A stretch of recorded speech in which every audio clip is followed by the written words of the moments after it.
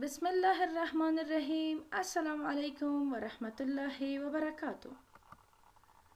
روحانیه صفحه د پنځم ټولګي د پښتو مضمون د جوزا د میاشتې چې د اونیو په حساب 12مه اونۍ چې د 12مې اونۍ لومړۍ برخه ده د لوستونو په ادامه کې ستاسو په خدمت کې.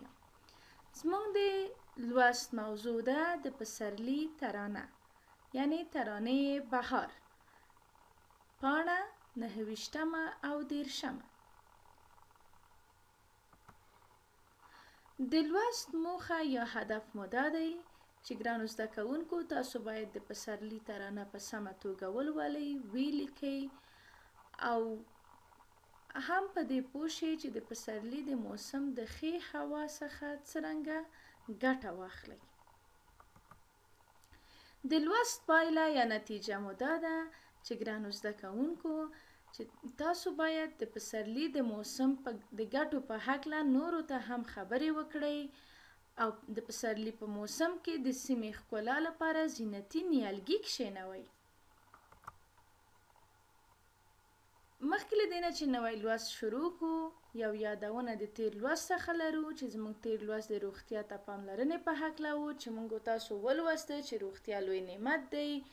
که زموږ ستاسو بدن روغ وي لوست په سمه توګه زده کولی شو او پاک او ډول ډول خواړه سپورت له روغتیا سره مرسته کوي او موږ تاسو باید خپلې روغتیا ته پام وکړو. لسم لوست د پسرلی ترانه، درس دهم ترانه بهار. پسرلی د کار لومړی فصل دی.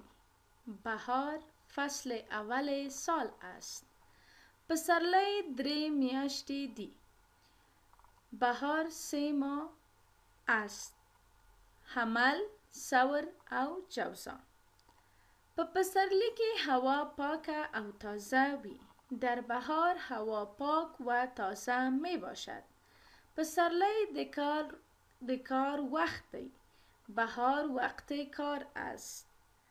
د پښتو ژبې شاعر او لیکوال د پسرلی په باره کې یو شعر ویلی دی چې لاندې یې لولو.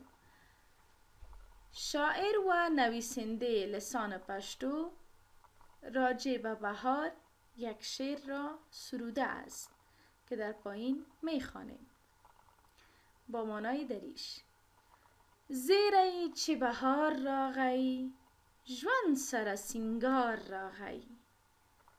مژده و خوشخبری بر همه که بهار آمد و یک مقبولی و زینت خاص با زندگی ما شما آمد. سر شو په نغمو بلبل، گل ته په چغار راغی. بلبل ها به نغمه خوانی شروع کردند و به بسیار سر و صدا به طرف گل ها آمدند. یوم پلاس میلیارد باغ، یوم پلاس میلیارد باغ، بانگ ته په تلوار راغی. باغبان بیل به دست داره و به بسیار عجلگی و شتاب به طرف باغ آمد. یو د نوی کال پسرلی، بل مو په روزگار راغی. یکی خو بهار سال نو است که آمد و دیگری که امی بهار و خوشبختی ها به زندگی ما آمد، به روزگار ما آمد، به زندگی روزمره ما آمد. داوایی روغمن مشته، وقت افتخار راغی. شاعر ای شعر که ارواخات غلام حضرت روغمن است اینجا نام خود ذکر کرده که شاعر روغمن بر ما میگه که وقت افتخار آمد. په دې ترانه کې مونږ ته نوي لغتونه ول: زیری مژده یا خوشخبری، راغی آمد، سینگار آرایش مقبولی زینت، چغار سر و صدا، یوم بیل، ملیار باغبان، بن باغ، تلوار عجله، زیار ایستونکو زحمت کشان. او لاندې د شاعر په هکله معلومات دي چې زموږ ستاسو په کتاب کې هم دي. غلام حضرت روغمن. ارواښاد غلام حضرت روغمن د پښتو ژبې شاعر، لیکوال او د پښتو درسي کتابونو مؤلف و. مرحوم غلام حضرت روغمن شاعر و نویسنده لسان پشتو و مؤلف بعضی از کتابای پشتو بود.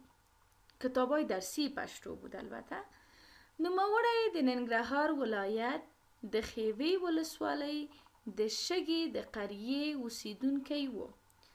شخص نام برده باشنده قریه شگی ولسوالی شیوه ولایت ننگرهار بود. کی موضوعی است که راجع به شاعر است که باید حفظ داشته باشین و راجع به شاعرتان معلومات داشته باشین. ګرانو زده کوونکو، لوست مو پای ته ورسیده، خو کورنۍ دنده یا کارخانګي مو دا ده چې د پسرلي په هکله باید یو مقاله ولیکئ او د پسرلي ترانه باید له دري معنا سره زده کړئ او لغاتونه یې هم حفظ کړئ، لغاتونو ته جملې هم ولیکئ او کوم معلومات چې تاسو ته د شاعر په هکله وویل شو هغه هم حفظ کړئ. ورسره د تمرین او د ارزیابي ورقې مو هم تکرار کړئ چې ډیره مهمه برخه ده ستاسو په ازموینه کې. لوست مو هم دلته پای ته ورسیدو. له پاملرنې نه مو مننه. الله مو مل شه.